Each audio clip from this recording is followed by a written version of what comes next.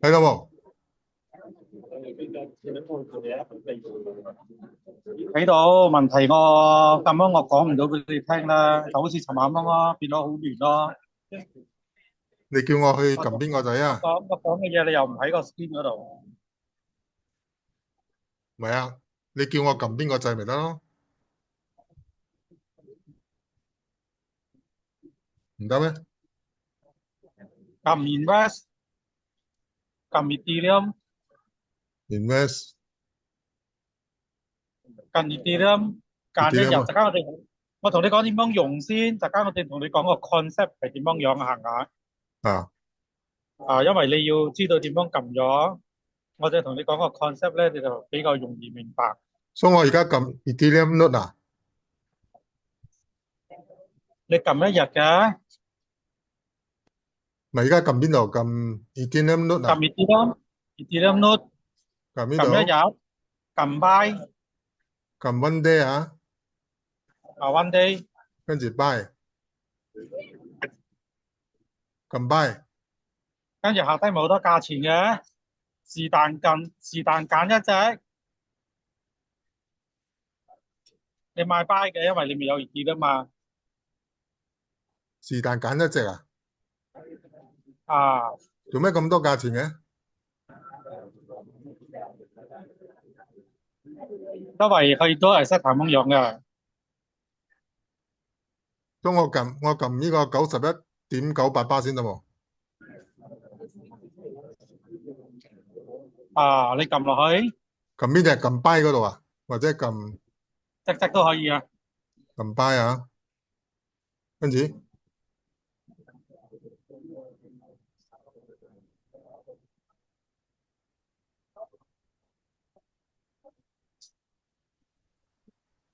哦，我呢度有550啊，跟住你睇上高，佢寫打嘅 price，大概 price 1750啊，之後你睇打嘅 price 係咪係1750嘛？啊而家係幾多？啊，而家幾多呢？而家幾多厘啊？邊度睇而家幾多厘哦？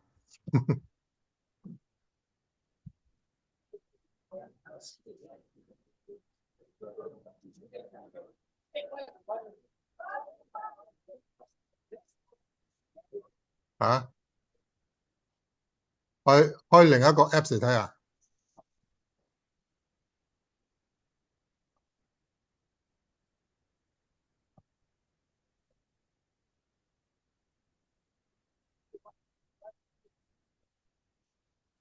我另一個 Apps 我睇到1790喎。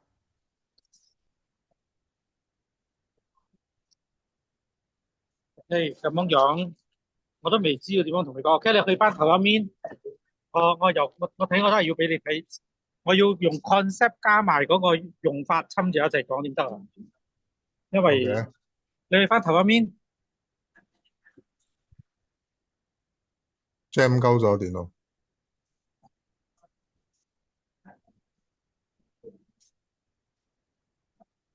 你睇跌啊嘛，你又睇到跌啊嘛價錢喎。1790咯。OK，而家係1790嘛，嗯，而家係跌緊嘅價錢嘛，啱冇跌緊價錢嘛。咁樣佢嘅成個 concept 咧係咁樣。如果你覺得聽日你到4點鐘，因為係4點 closing 噶嘛，到4點佢嘅價錢會跌到咩價錢？頭先你揀個價錢就係你覺得佢會跌到嘅價錢。哦，第一個比喻，你而家撳 Ethereum，你知道而家幾多？你記住啊，1791啊，你記住嘅價錢係1791啊，你撳 Ethereum。點解我叫你先搞零日同一日嘅咧？原因就係如果我哋玩太長嘅時間，我哋唔知佢嘅價錢會上幾多落幾多，所以好難睇啲。嗯先搞熟一日嘅先，嗯所以你撳零日睇有冇零日，你撳零日，OK，buy，你喺 buy 嘅有咩價錢？buy 嗯，buy 177 buy buy OK，比如講去到今日4點，你覺得佢會跌到1775，你又撳落去咯。你撳，你睇下右邊佢寫 sailing at 嘛，而家佢有 match 出價錢啊，match 出啊，即係講佢尋日開市咗嘅，尋日4點半佢就開咗呢個 counter 咗，嗯呢個 counter 係4點30分 PM 開嘅，到聽日到今日4點佢就 closing 咗。嗯都你要睇下今日4點會唔會去到1775啊？如果你 confirm，如果你好有信心你覺得或者你覺得佢會去到1775咁樣，你就賣咯。嗱，你而家 deposit 你拉落去，so 咧你就賣，因為你有0.5，so 你賣0.1個月啲啊嘛，0.1係最低嘅，因為你攞唔多，所以你就係賣0.1。嗯你會拎到嘅利息咧係0.784美金啊，嗯你有 profit。咁樣你覺得 OK 冇？即係講，如果你嗰個價錢佢跌到去你頭先講嗰個價位啦， 1775你又咯。buy 咯，嗯你 buy 咯，你 confirm 你打勾 I have this agreement，你勾，跟住你 confirm 咯。嗯，如果佢冇跌到嗰個價位，我就輸咗啦。你冇輸嘅，褪翻嗰個鐳俾你，你褪翻0.1，你褪翻個鐳俾你咯。哦，所以呢個平台就係咁樣搞法。係咁樣搞嘅咯。嗯但係至於成個 concept 點解你唔會蝕鐳啊？嗰個我要解釋俾你聽，點解佢唔會蝕鐳？因為佢唔係賭盤，佢唔係賣上落，佢亦都唔係搞股票。嗯，都係 asset management 啊！嗰日我叫你去 check 都係 asset 咩 bank，你有 check 冇？冇點樣去 check 啊？你而家撳 confirm，佢就賣咗咯。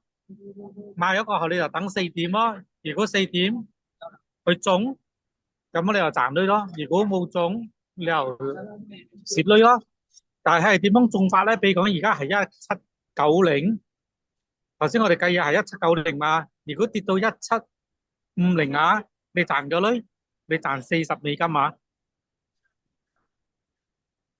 加頭先嗰個利息零唔係喎，點七四嘅利息。我揀係1775喎。你揀177嘛，而家係啊1790嘛，啊，佢跌到1775，咁樣你中咯，你中嗰個價位你就賺咗咯。賺幾多咧？佢會 show 嗰個 profit 出嚟嘅，到最後佢而家未有 profit 嘛。嗱，你睇你嘅 record，你如果唔中，撳落去，你如果你如果唔出翻嚟，你出翻嚟，你睇人哋嘅，你睇人哋 record 你就明白噶啦。喺邊度？你出翻 main page 頭一面右邊 home 咯。home home 好 home 最下低嗰度，你撳 好似 copy trade copy trip 喺邊度上高。？copy trip 呢個啊，copy trip 嗱，你撳落去，就喺呢個 SkyTrader，你撳落去，你睇點樣玩，你拉落去睇價錢，睇到冇？如果佢冇 strike，佢冇中嘛，呢啲係 not strike，not strike，即係佢冇到佢價錢咯，係冇女賺咯，但嗯，係拎翻本錢咯。你拉落去睇，你拉你我嘅咧賺女，你睇賺啊，賺點樣賺？strike 咗嘛，strike 咗你睇到賺幾多 strike？所以有好多啊，27%先啊。佢又賺7巴仙啦，因為佢嗰價錢到佢嗰價錢嘛，係賺又7巴仙咯。咁樣呢哦，個賺幾多？另外一個九呢個十七喎，賺7巴仙咯。97。啊，咁啊就你賺幾多？depends 你買幾大啊？佢賺幾多？based on你中嗰個價位爭幾多？個 percentage 嚟計啊。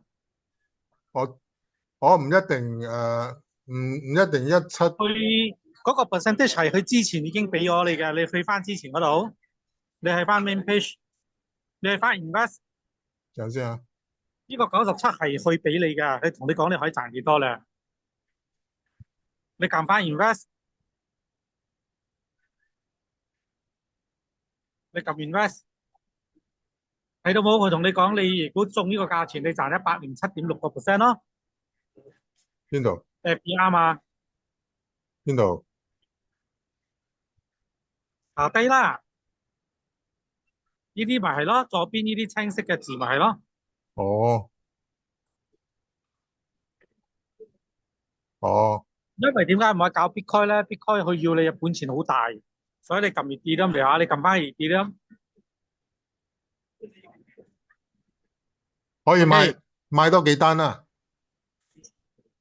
你唔夠女買嘅，最多買2單啫，500蚊美金。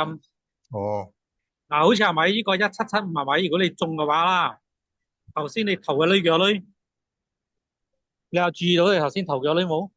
冇注意到啊。點樣睇翻個 record 咧？你撳 invest 咯，你頭先有撳到冇？你有買冇？有啊，confirm 啊。點樣睇翻個 record 咧？頭先啊，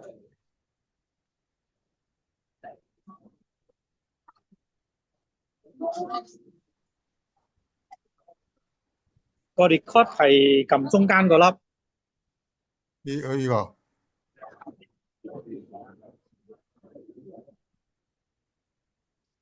diff 撳中間，唔係呢個最下低個排中間嗰粒呢粒咯，啊！咪嚟到呢度咯。話冇買係到啊，你都冇買到，睇冇買到啊？做咩冇買到嘅？你冇買嘛，你都冇買到，頭先我撳 confirm 啊嘛，明咩？咁你本錢就係500蚊嘛，都冇買到，所以我叫你咁撳落去咯，你撳落去就知啊。你而家入翻 invest，OK，ET 咧咪翻 Ethereum，1802喎。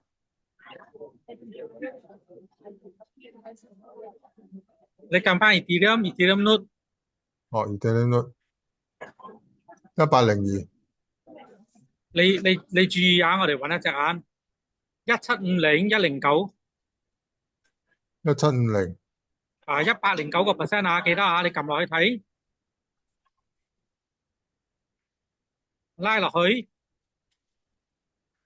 又喺你投資有幾多呢？投資啊， 175蚊。175蚊。如果你中嘅話咧，你就賺175蚊，即係講啊，109%哦，啊，咁樣搞嘅咯。咁樣 confirm 咯。17啊，你可以試下撳一隻啦，你試下試咗先啦。你唔中你冇蝕堆嘅，你仲有啊，嗰個利息添。佢利息唔多咯，你會賺0.5%先嘅利息咯啊，0.55，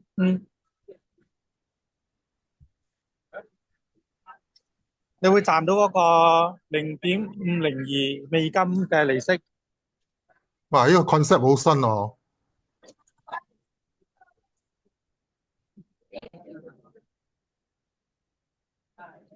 哦，所以我撳 confirm 啊，confirm 就買好啦，咗啊。啊，明白我講咩冇？大概明白啦。係咯，所以因為你嗰度控制係咪？我講唔到嘢咗嘅，我自己控制我撳邊度啊，我知道嘛。你翻去用電腦今晚啦。嗰個 concept 我再解釋俾你聽下。而家我喺出邊啊，又好嘈啊，我話係啦係啦解釋唔到。係啦係啦，我喺我喺麥當啦，而家夜啲啊，夜啲睇點咯。啊，暫時咁樣先。我解釋個 concept 俾你聽，你就知道點樣搞噶咯。因為我都夜啲啊。未執到個 presentation，我都係研究緊呢個都係 set 究竟有乜，都係 set 係一種投資嘅新概念嘅。但係係啦，喺外國。我聽你咁樣講，嗱，你去谷歌打，你去谷歌，你去谷歌，而家去谷歌，等陣啊，而家去谷歌，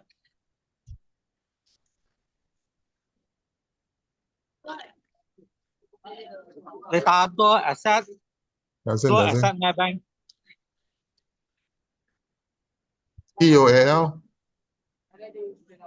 asset 咯，asset 咩 bank？ 咩 bank 啊？啊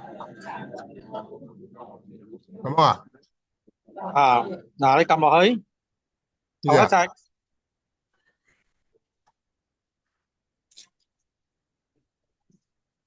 跟住你讀嗱多 asset，你睇俾你幾多巴仙利息？20%先拉落去睇，拉落去。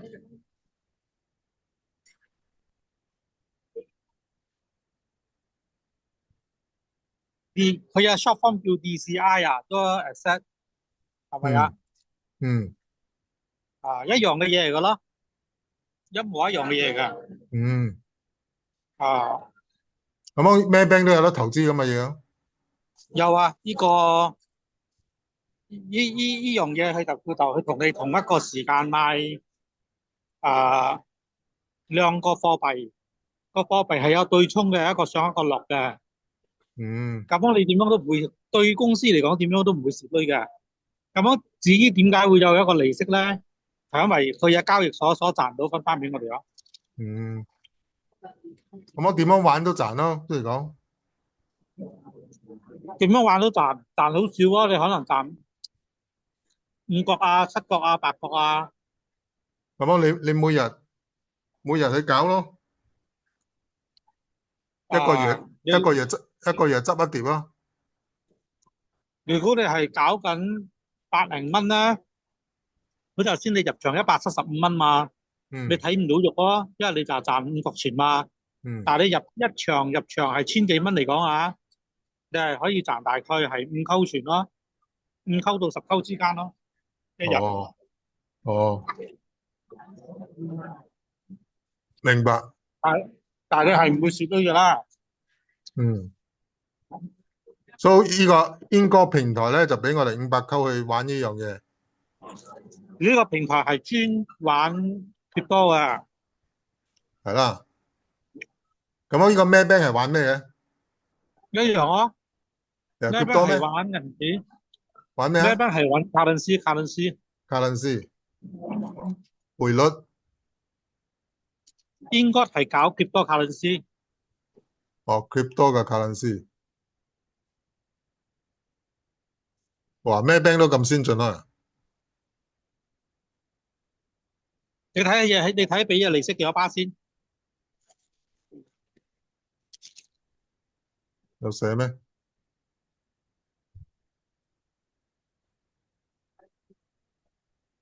好似冇寫喎，有寫，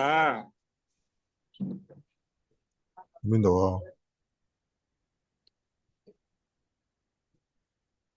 可能頭先你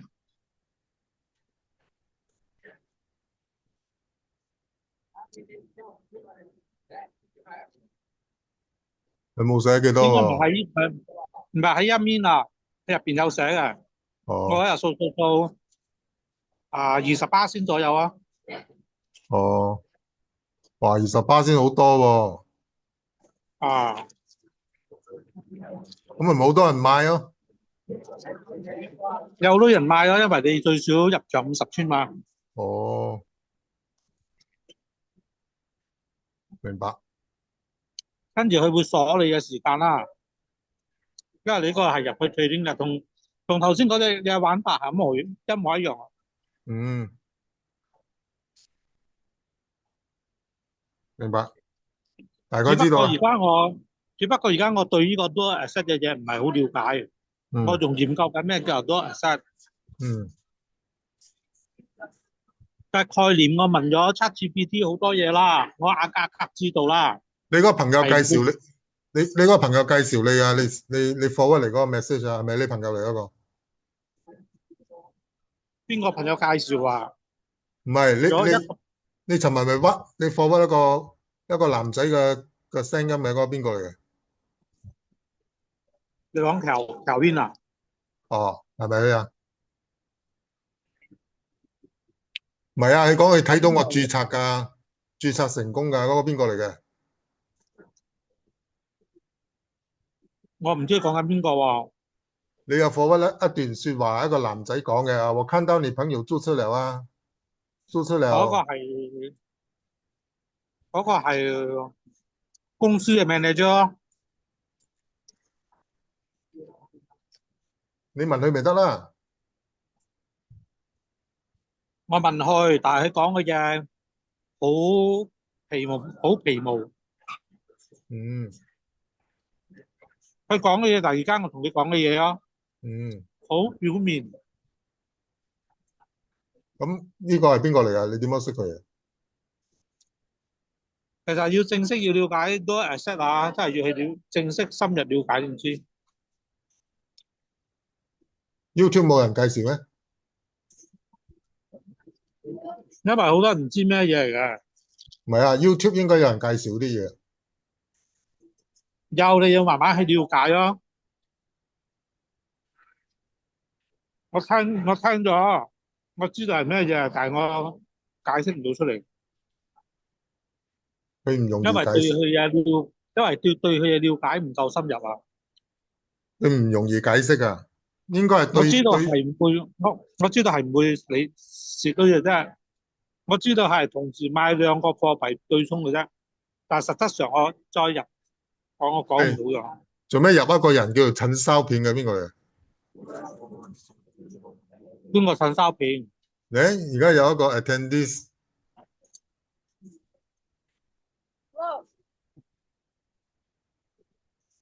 我唔知啊，應該係我哥啊，哥啊，因為你因為我哥叫佢嘅朋友入嚟咯，你哥因為我打標。做咩有呢個 link 啊？頭先我同我哥講噶嘛，叫佢入嚟聽嘛，哦，因為佢都係刪咗，唔識用。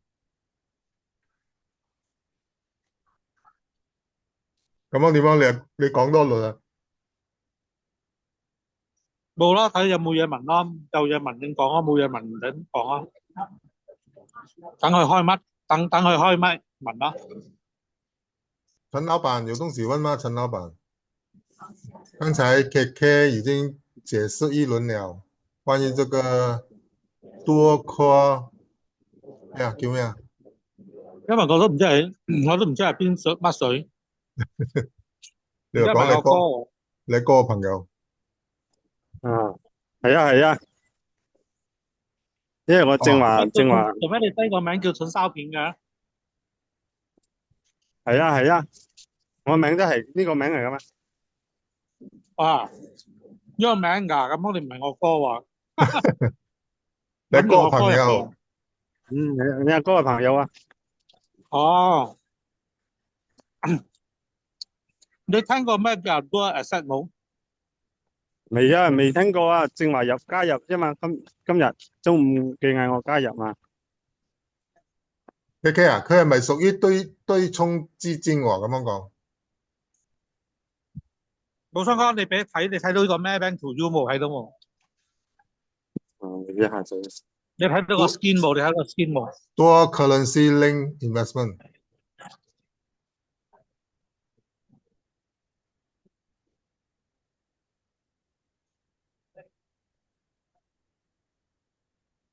你去 Google 打多 asset 放量 bank，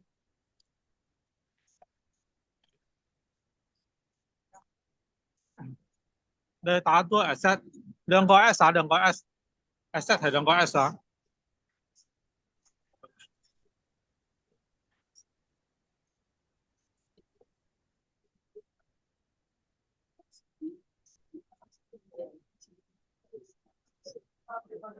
好，就係嗱，你撳落去。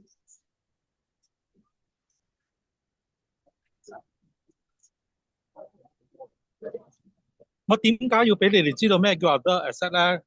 因為我哋搞個股票，我哋咩叫？你應該知道咩叫股票啊？有邊個唔知咩叫股票啊？跟住你知道咩叫 spot market 冇 spot market，跟住有 future market 啱冇？啱有 derived market，跟住呢一個咧屬於多 asset market。所以喺投資界入邊咧，呢啲所有嘅嘢咧，我哋都叫做投資工具。咁樣每一種嘅投資工具咧，佢嘅呢個投資模式都唔同。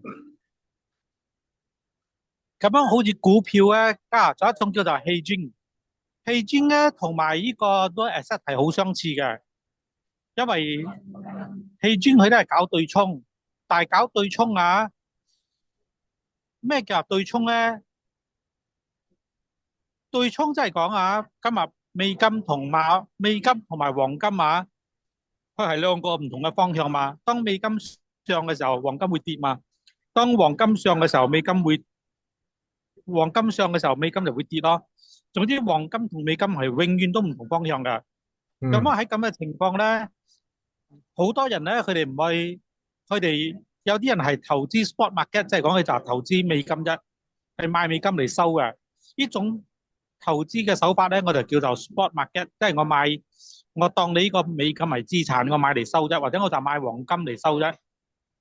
呢個叫做 spot market。future market 咧叫做我冇買美金，我冇買黃金，但係我買美金嘅價錢同買黃金嘅價錢啫，即係講我就話炒佢嗰個價位嘅上落。呢樣嘢我哋叫 future market。我有搞過 future market，你會蝕堆嘅，因為係咪你係炒佢嘅價錢？美金同埋黃金實質上喺你手上係冇嘅，所以就有人去搞 future 嘅 coffee、future 黃金、future 美金或者 future 嘅 bitcoin。呢啲 future market 係搞佢價位上落啫。咁樣仲有一種叫做 hedging 咧，佢都係搞價錢嘅上落，但係都冇實質嘅嗰個資產喺你手上，因為你係冇買資產嘅，所以你手上係冇黃金冇美金，你亦都係搞佢嘅上落，但係你唔係講淨話搞一個美金。如果你係定話搞一個美金咧，美金你買去上，美金落你就屙河，所以一般上人哋就會搞 hedging。hedging 嘅意思即係講你淨話搞美金，你買美金上，你亦都買美金買黃金落。咁樣你買黃金上，你同時都買美金落嘅，所以呢個咧就叫做 hedging。好似我哋普通人，我哋對 hedging 唔了解嘅話啦，我哋會覺得特斯拉嘅股票跌咗7000億去蝕鐳，我哋就報紙又會登廣告啊，哇特斯拉蝕咗7000億啊！但係識搞 future market 嘅人咧，其實特斯拉跌咗7000億，分分鐘特斯拉 Elon Musk 係賺緊700億嘅，因為點解？可能佢係對沖緊特斯拉嘅價位，去賣特斯拉嘅價錢落。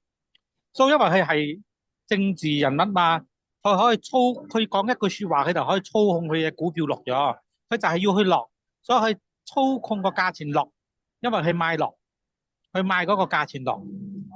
但係呢樣嘢咧，佢係冇實質揸住個股票。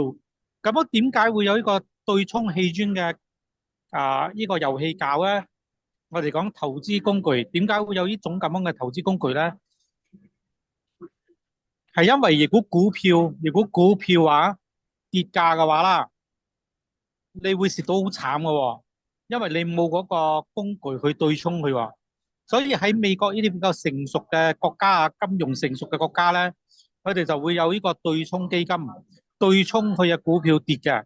咁樣佢雖然股票真實嘅股票價值跌咗，佢股票係真係蝕鐳，但係佢未賣啊嘛，佢 backbook 蝕啫嘛。但係喺對沖嗰度佢係賺鐳嘅，因為佢賣佢價錢落。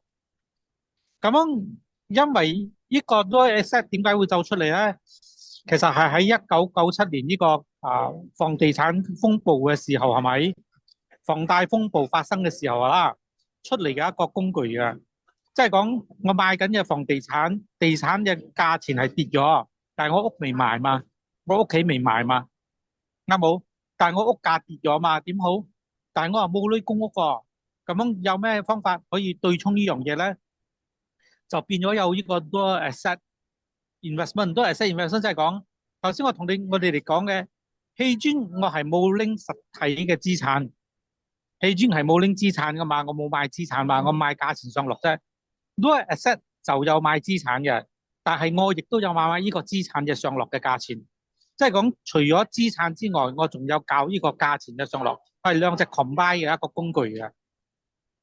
所以點解佢係唔會蝕咧？因為佢係一種對沖工具，但係佢係揸住資產嘅。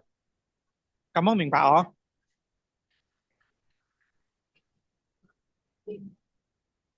咁樣當你明白呢樣嘢過後啦，你就知道點解我哋搞 Ingot 係唔會蝕鐳，搞呢個項量都 asset 唔會蝕鐳，搞咩 bank 都 asset 唔會蝕鐳。但係 Ingot 咧，我哋係賺起嘅利息啦。當我哋入 Ingot 嘅時候啊，佢有好多價位噶嘛，我哋買咯，我哋買嗰個價位咯。比如講，我覺得5日後去跌都會跌到1,600，打個比而家係1,800，我當佢5日後佢會跌到1,600，咁樣我買呢個價位1,600，咁樣我買1,600嘅價位啊，如果佢真係跌到1,600嘅話，我係賺鐳嘅喎，因為但係如果佢冇跌到1,600，係咪？我拎翻我嚟跌咁咯，我冇蝕，我冇賺鐳咯，我揸翻我嚟跌咁翻嚟咯，明白冇？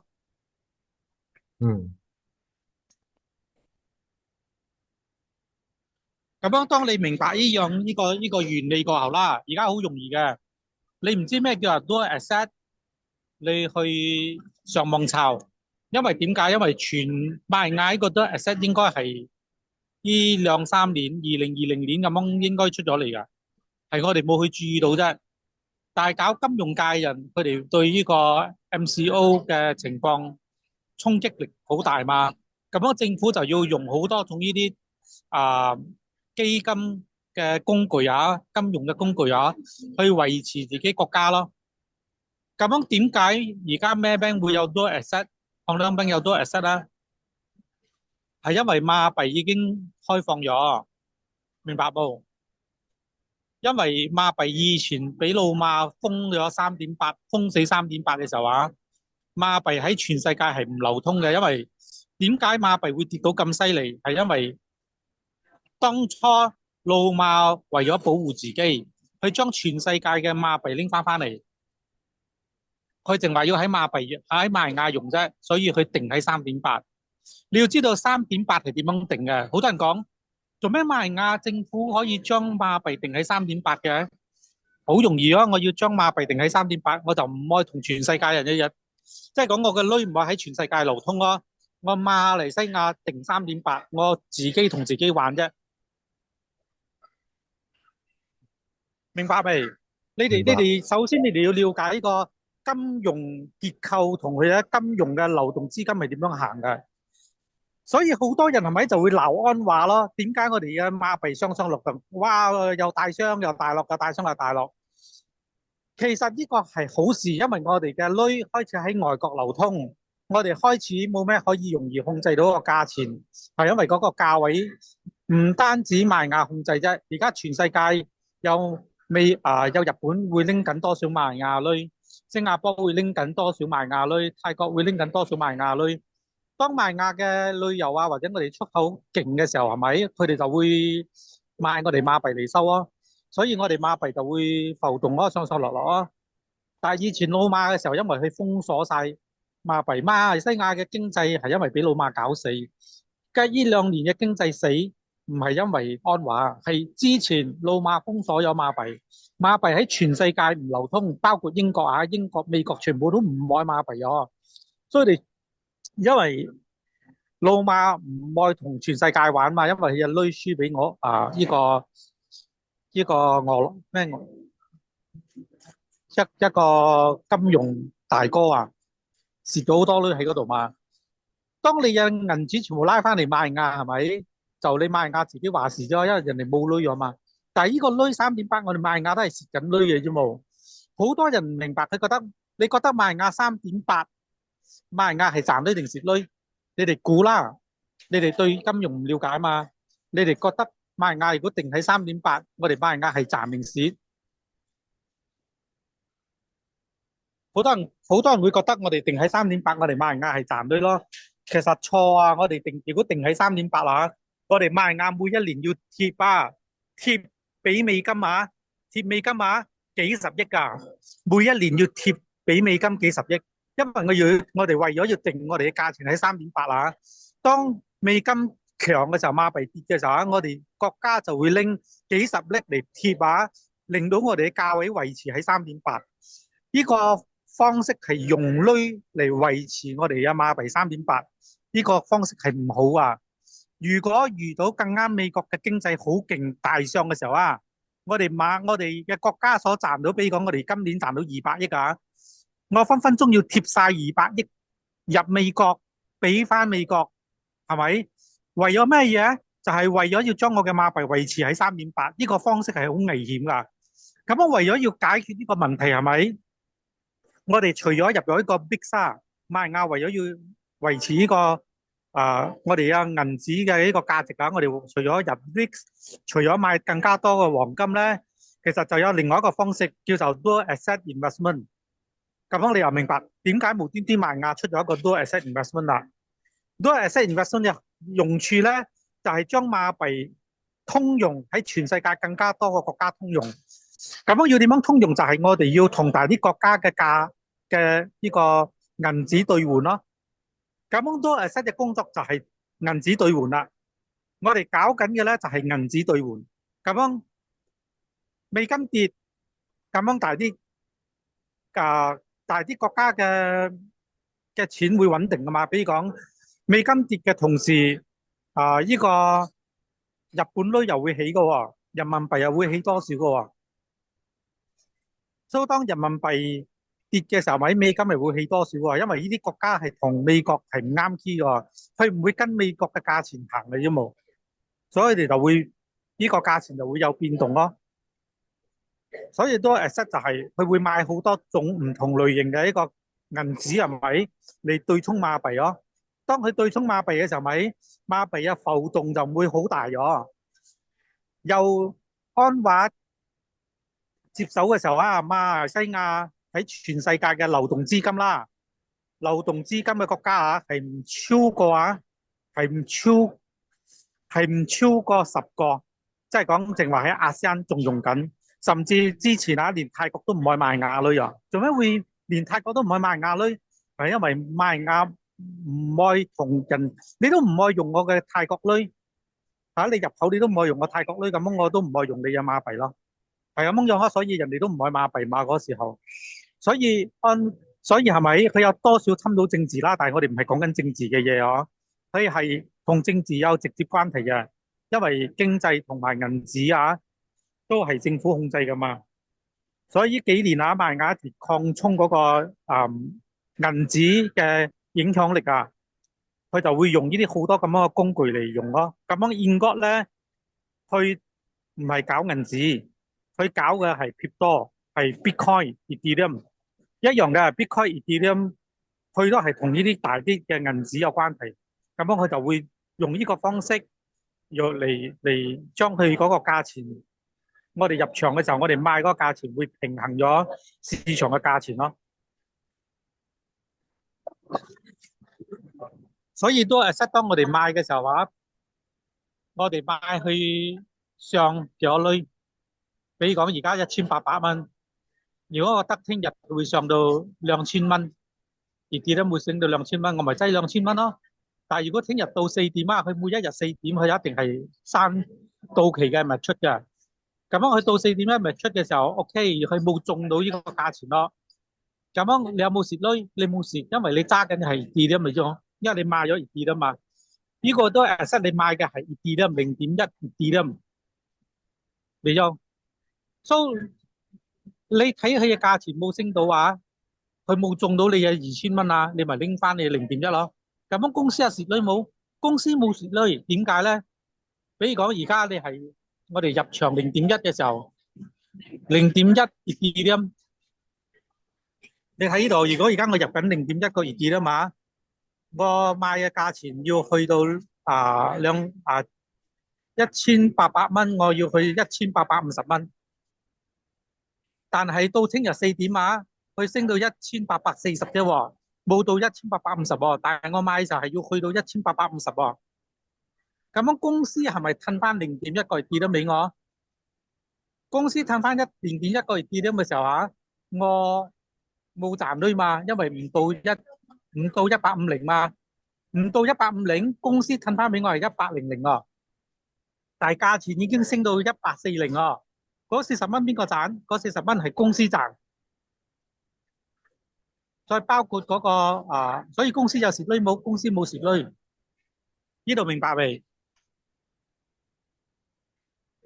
因為冇中到1850嘅價錢嘛，我賣去聽日會到1850，但係我入場嘅就係1800。我當賭錢咁樣賭啦，我搏佢聽日會到1850，但係聽日冇到1850啊，佢到1840啫，我就冇 strike 到咯，佢叫 strike 嘛，即係講冇到嗰價錢，公司還翻1800蚊俾我。如果我用一個月跌咁嚟入場啊，而家我用0.1個月跌咁啫嘛，所以我係投資佢有差價噶。你睇啦，我哋入0.1啦，佢有一個差價嘅價錢嘛。你試下擠一粒熱跌啦，阿 Kenny，你揸得，你擠一粒熱跌啦，你下低擠一個熱跌啦，你擠呢隻啊，一，你改去一，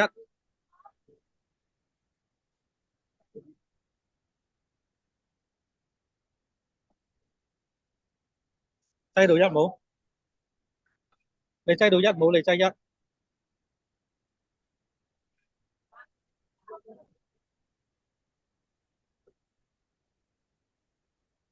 唔得嘅，去咗100嘅，唔得啊！唔得嘅喎，你擠翻0.1啦，擠翻0.1，又唔可以改嘅喎。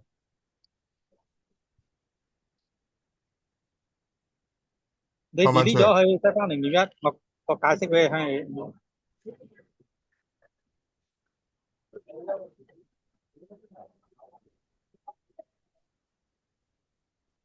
唔得啊，出翻去先。出翻去啊，出翻去。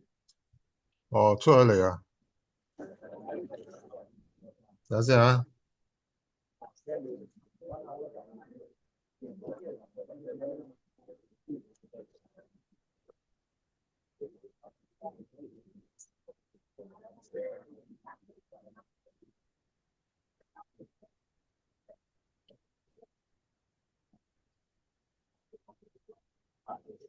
Remax，你撳 Ethereum，你睇下注意下，你睇 Ethereum咩價錢？Ethereum係102 102.5啊。OK，你撳下低，是但，one 買一 day，隻冇相干，你是但撳一隻。我要俾你知道公司賺咩啫， 1775啦。冇相干，你是但撳一隻落去。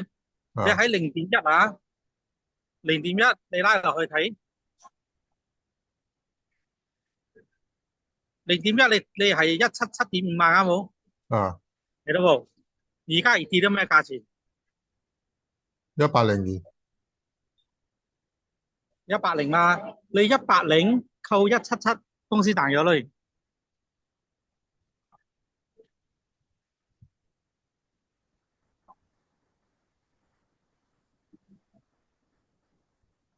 你要拎筆寫嘅，你唔拎筆寫你一定唔記得嘅。你出翻去出邊，你出翻去你睇 Ethereum 咩價錢，你睇清楚 Ethereum。102咯。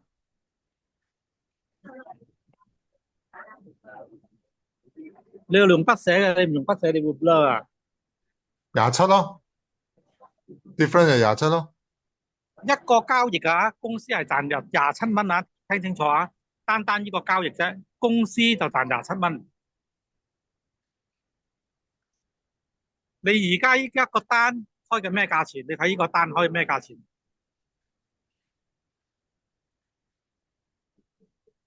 你個單你搏佢去咩價錢？ 1775咯。你個單開177.5啊？如果冇到呢個價錢啦，如果你而家開個價錢係1775啊，如果佢冇跌到1775啊，你係用0.1 Ethereum 入場嘛？你出場嘅時候啊，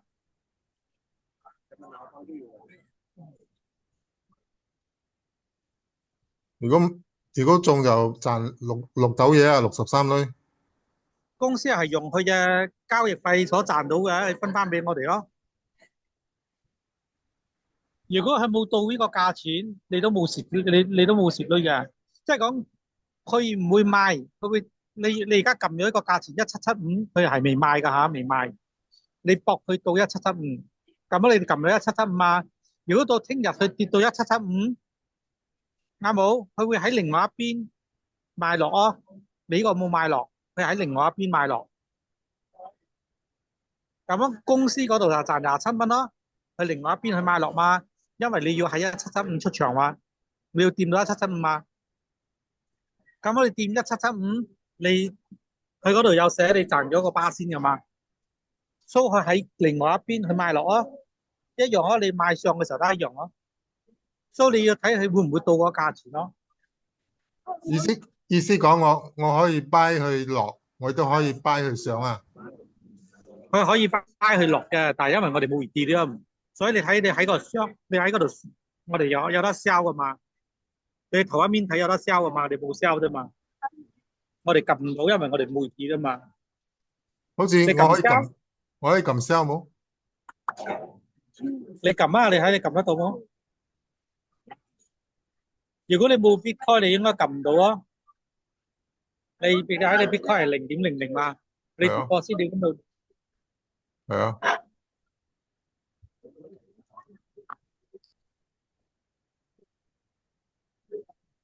每一日嘅利息啊，每一日嘅利息應該係喺0.幾巴仙左右啊。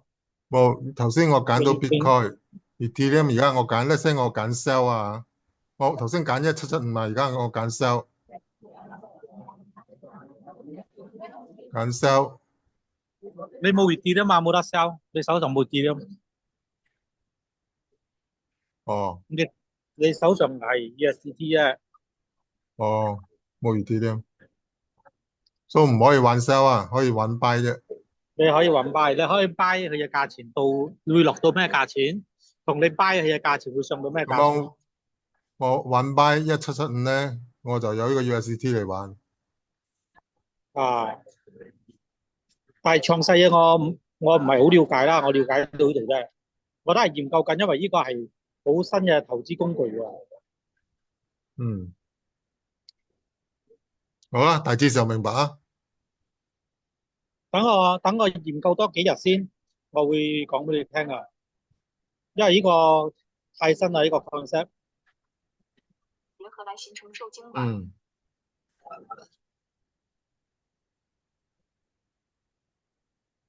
好啦，暫時咁樣先啦，好冇？啊，OK，佢哋有嘢問冇？其他朋友有嘢問冇？